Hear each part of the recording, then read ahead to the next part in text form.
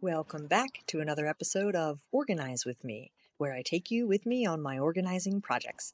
I've been a professional organizer since 2009, and today I'm going to spend 4 hours in my parents' attic. Be sure and watch till the end, where I will reveal the before and after photos. So, my parents asked me to empty the attic out as much as possible and then clean it, of course. Anything that needs to be sorted will go down to the basement for later sorting. They're tired of going up to the attic, and they also don't want to leave behind a full attic for us in the future. Just like all my other organizing projects, I always follow my 4-step organizing process: purge, sort, contain, and maintain. But today, it's mostly going to be purge and sort because we're not really setting up any organized systems. The 4 categories that I'm focused on is keep, trash, donate, or to be sorted in the basement.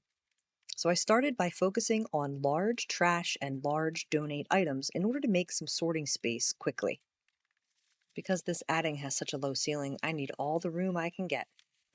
The categories that are going into the basement to be sorted are childhood toys, dolls, baby clothes, memorabilia, picture frames, and books.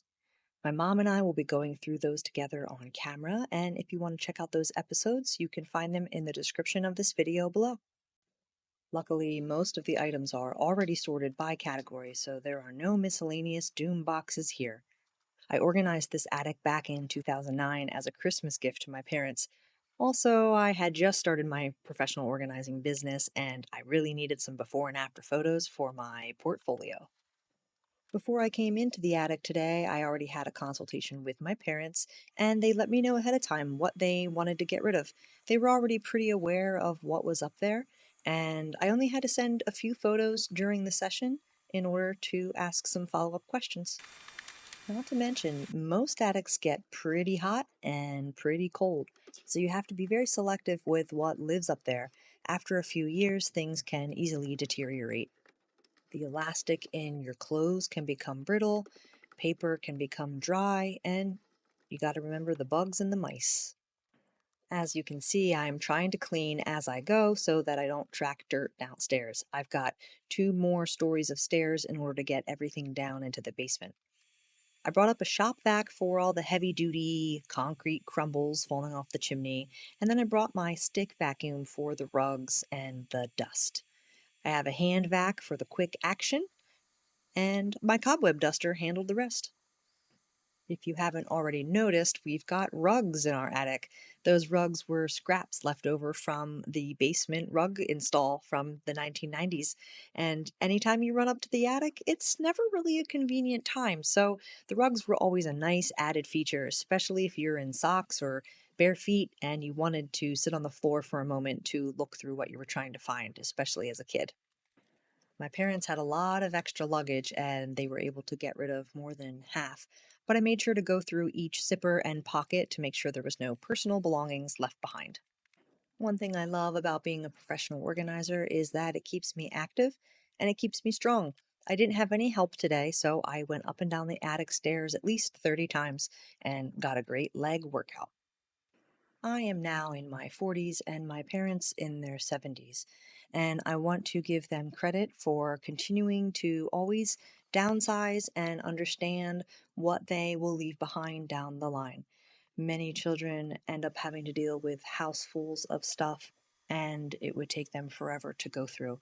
And I know that my mom has been working really hard at bringing things down slowly, and she just got to the point where the attic stairs were getting so uncomfortable and treacherous. Well, we're halfway through the video already, and it's time to check in with our bodies. Do you need to go to the bathroom? Do you need some water? How about a deep breath? Or maybe a little stretch? Whenever I'm organizing, I have a tendency to get lost in what I'm doing, and I've learned over the years with a little break and a stretch can help you last longer. Now, if you look closely, you'll notice I'm emptying a large bin into a few smaller bins. This bin was way too heavy to carry downstairs, and this is a common organizing mistake that some people will make. If you have a very large tote with heavy items, make sure it's not something that you need to be able to carry away. Large totes should only be filled for plucking items and taking those items out of it, such as an extra large camping bin of supplies where you're going to it and then grabbing the backpack or the sleeping bag out of it to then take away elsewhere. In conclusion, very large bins or totes should only be filled with lightweight items if you plan to tote them away. We often want to accomplish so much that we push a little too hard and then it's not fun anymore. I recommend if you have a large project like this, doing it in small spurts and chunks over a period of time. I made a short video series last summer about helping one of my clients with her attic. We decided to do her attic category by category since she can no longer access her attic. I either made a video of luggage and showed her, and she would make decisions, or I would bring down all the clothes and we would go through them. So consider going through category by category if it's overwhelming. One of my favorite parts of an organizing project is the vacuuming. It feels so cleansing and it's something that I've always enjoyed. And as you can see, we have almost emptied out the first half of the attic and there's not too much left. Most of what you see on the left are tax boxes. My parents are definitely due for a big shredding job, as I will offer that to them since I have a commercial shredder that I help my clients shred documents. Since I'm getting close to being in the attic for about 4 hours and I'm starting to feel it in my low back, along with the basement being filled with plenty of things to sort, if you can see all the way in the back, there are more boxes of children's books. And because they're so heavy, I'm going to leave them up and back there until we make some headway with everything that is brought downstairs today. Here are the photos of everything that I brought down to the basement. So far as I've recorded this, my mom and I have spent 2 hours together, and we got through 3 categories: toys, dolls, and baby clothes.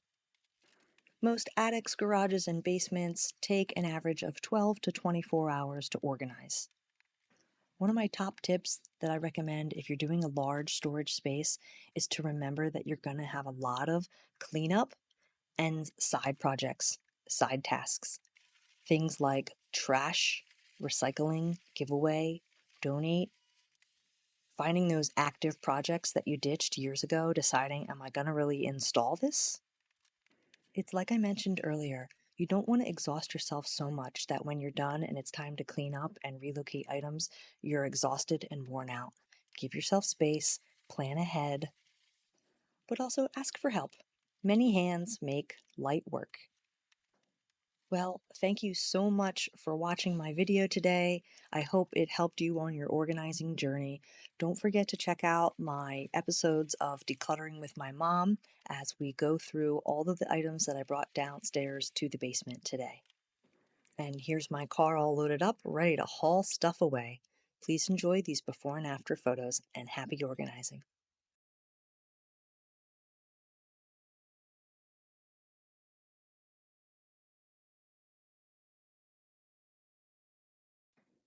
Mission accomplished. Yay!